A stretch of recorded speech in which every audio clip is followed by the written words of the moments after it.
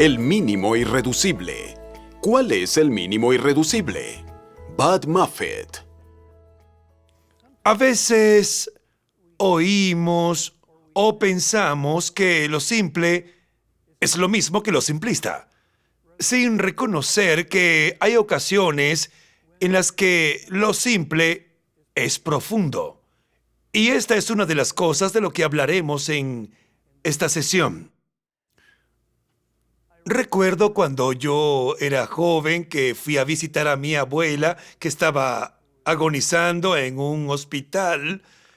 Ella me preguntó acerca de mi vida y de cómo me sentía, y yo le respondí: abuela, cuando miro al futuro y los desafíos que hay por delante, a veces me da miedo.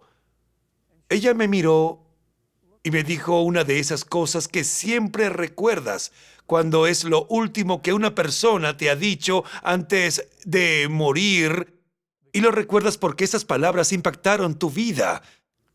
Me dijo: Bob, nunca tengas miedo. Y digamos que esta idea ha sido fundamental en mi vida desde el mismo momento en que ella me la dijo de una manera tan sencilla y tan profunda. Bueno, nuestro Dios ha hecho algo muy similar por nosotros. Ha compartido algo que a nuestros sentidos parece tan sencillo, pero sus implicaciones para nuestro mundo, para la transformación de la sociedad, son profundas. Y me gustaría llamar a esto el mínimo irreducible. ¿Cuál es el mínimo irreducible de la intención de Dios para nosotros? Mientras vivimos delante de Él, mientras vivimos corandeo, ¿esto es delante del rostro de Dios? ¿Cuál es esa verdad tan sencilla que Dios nos ha dado? Este mínimo irreducible, esta síntesis de la verdad de Dios que se puede reducir a una verdad básica, muy sencilla, pero a la vez muy profunda. Les contaré una historia de esas de había una vez.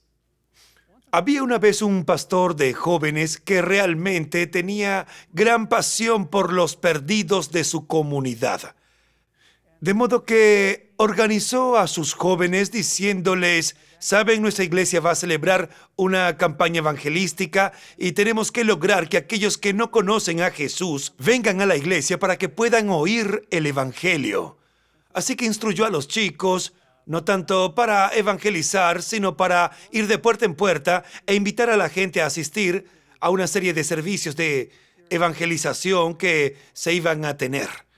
Así que a uno de los jóvenes se les asignó un bloque de viviendas para tocar cada puerta e invitar a la gente a las reuniones. En la primera puerta a la que llegó tocó, volvió a tocar y no hubo respuesta, pero sentía que había alguien allí, así que tocó más fuerte y oyó una voz débil detrás de la puerta que le dijo: por favor, no puedo abrir la puerta, pero pase, por favor. Esto le sorprendió, pero abrió la puerta y entró. ¿Hola? Sí, estoy aquí, pase, por favor. Entonces el joven entró en la sala y vio a un hombre en el sofá. Y el hombre le dijo: no me puedo levantar, pero pase, hale una silla y siéntese. El joven tomó una silla y se sentó, y el hombre le preguntó: dígame, ¿en qué puedo ayudarle? El joven le dijo: estoy visitando cada una de las casas del vecindario, invitando a la gente a que vengan a nuestro servicio de evangelización que se va a celebrar dentro de una semana en esta iglesia. El hombre dijo: realmente me gustaría ir, pero he estado muy enfermo en las últimas 2 semanas, y de hecho me he quedado sin comida y no tengo a nadie que me lleve al doctor. Y añadió: ¿habría alguna posibilidad de que usted fuera a la tienda por mí y quizá también llevarme al médico? Y el joven le respondió: no tengo tiempo para eso, pero quisiera invitarle a la reunión de evangelización que tenemos esta semana. Lo siento, pero ¿puedo orar por usted? El hombre dijo, por supuesto. Entonces el joven tomó la mano del hombre, oró y le pidió a Dios que ayudara a este hombre. Y cuando terminó de hablar, se despidió diciéndole gracias por dejarme entrar. Espero que pueda venir a visitarnos. Le dijo adiós. Y acto seguido salió de la casa y reanudó su ronda de visitas hacia la próxima casa. La Biblia tiene algo que decirnos acerca de esto, y me gustaría abrir nuestras Biblias en Primera de Juan 3:17, o quizá se lo saben de memoria, pero esto es lo que nos dice Juan. Pero el que tiene bienes de este mundo y ve a su hermano tener necesidad y cierra contra él su corazón, ¿cómo mora el amor de Dios en él? ¿Nos hace esto sonar algún timbre de alarma? ¿Le resulta esto familiar? ¿Alguno de ustedes ha sido parte de una situación similar? Nos preocupan tanto las cosas espirituales que olvidamos las necesidades físicas y sociales que tiene la gente a nuestro alrededor. Existe otro pasaje que habla aún más directo sobre esto. Está en Santiago y nos dice, hermanos míos, ¿de qué aprovechará si alguno dice que tiene fe y no tiene obras? ¿Podría la fe salvarle?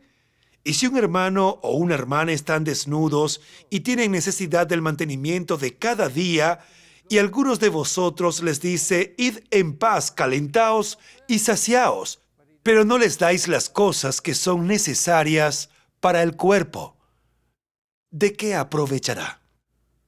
Así también la fe, si no tiene obras, es muerta en sí misma.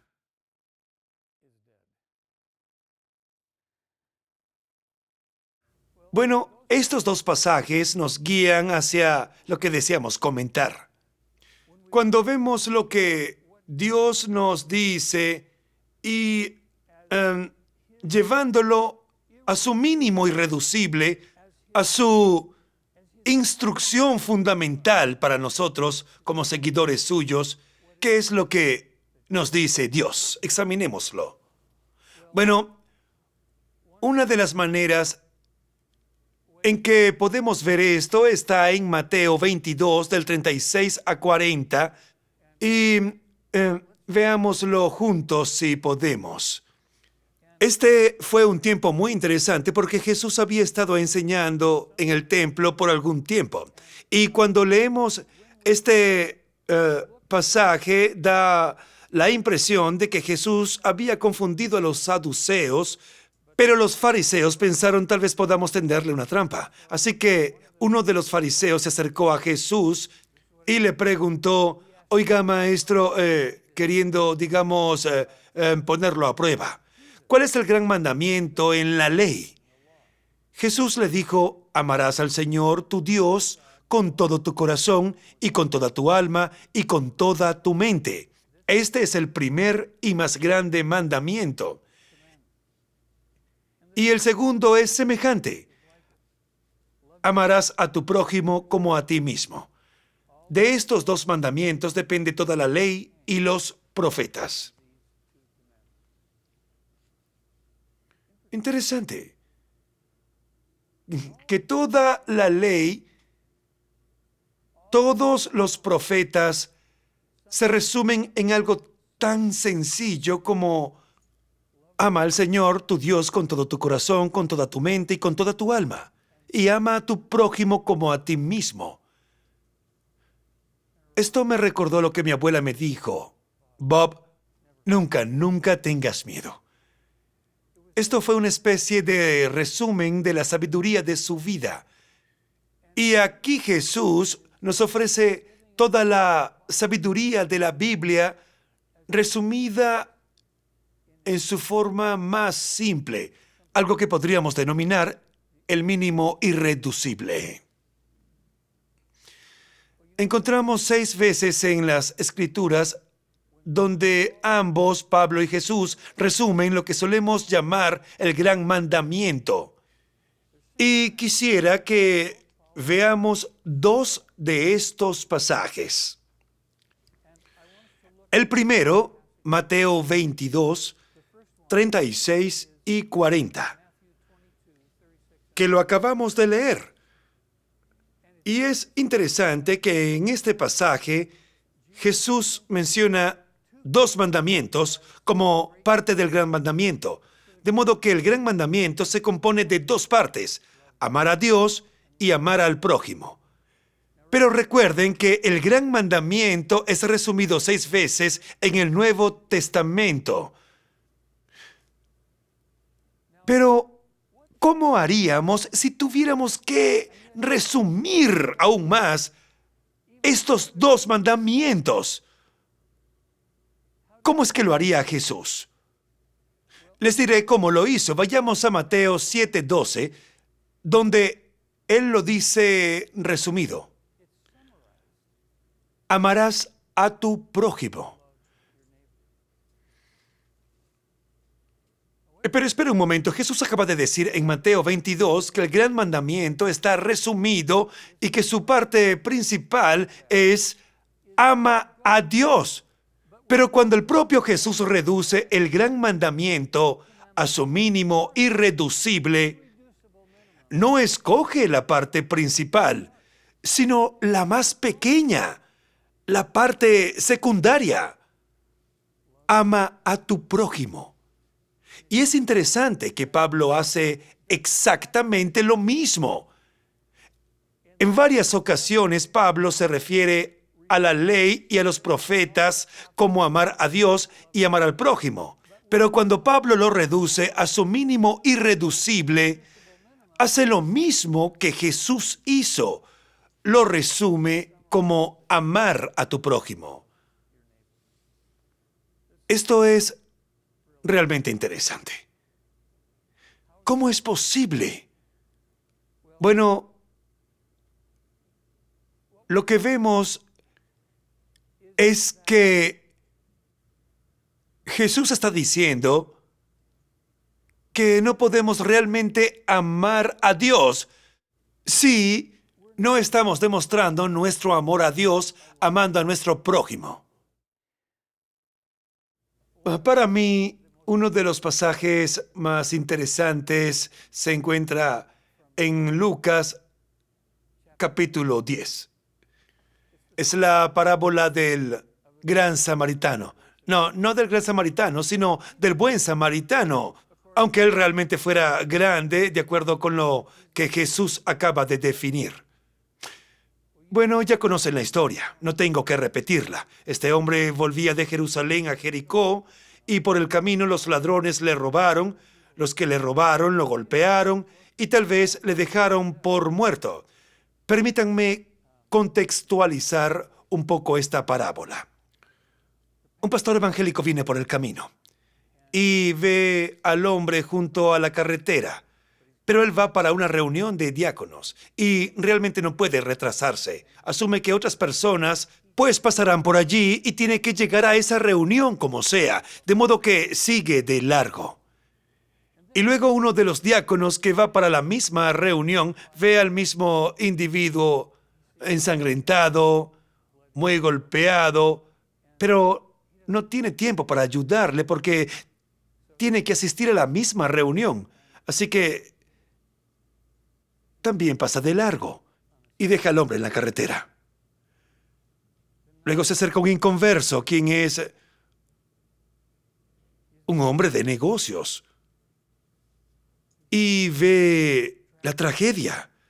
Se detiene. Interrumpe su plan de negocios. Venda las heridas del hombre. Le pone su propio asno y le lleva hasta la posada cercana, al centro de cuidados de emergencia más cercano. Y le dice al encargado de la posada: no conozco a este hombre. Lo encontré al lado de la carretera. He hecho lo mejor que he podido para ayudarle y vendé sus heridas. Pero ¿podría usted cuidarlo y cuando yo regrese, le reembolsaré todos los gastos. Esta es la historia. Pero quiero, si podemos, que nos fijemos en el principio de ese relato. Vayamos a Lucas 10, por favor, y examinaremos los versículos 27 y 28. Y pongan mucha atención a este diálogo entre Jesús y el sujeto que le hizo la pregunta. Y recuerden a este hombre que le hizo la pregunta a Jesús: ¿cómo puedo ser salvo? ¿Cómo puedo heredar la vida eterna? Y Jesús le respondió: ¿qué está escrito en la ley? ¿Qué dice la palabra de Dios? Y el hombre que hizo la pregunta le respondió de esta manera: bueno, la Biblia dice, amarás al Señor tu Dios con todo tu corazón y con toda tu alma y con todas tus fuerzas y con toda tu mente, y ama a tu prójimo como a ti mismo. Y le dijo: muy bien, buen trabajo. Has respondido correctamente. Y luego Jesús dijo algo muy interesante. No lo que aprendemos de la teología reformada de cree en mí y serás salvo. Esto no es lo que Jesús dijo. Él dijo: ama a Dios y ama a tu prójimo y vivirás. Sí, ama a Dios y ama a tu prójimo y vivirás.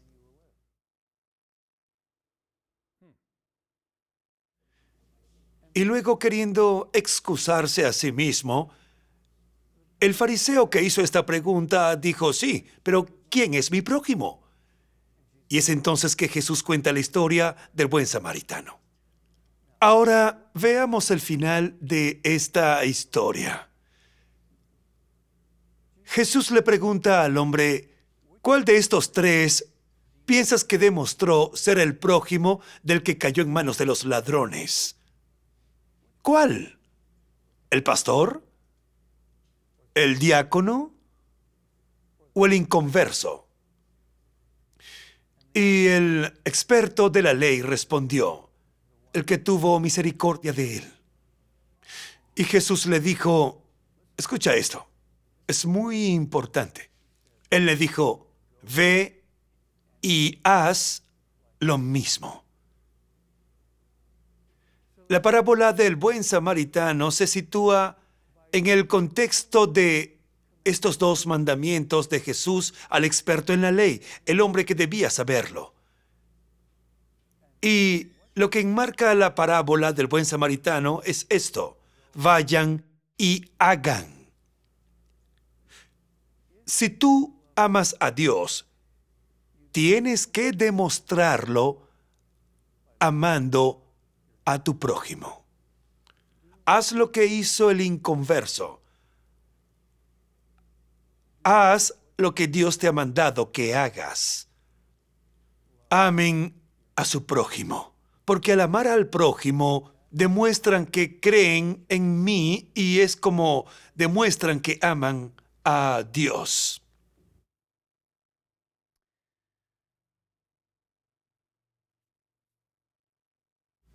En esta sesión me gustaría hacerles la siguiente pregunta. ¿Puede uno decir que ama a Dios si no ama a su prójimo?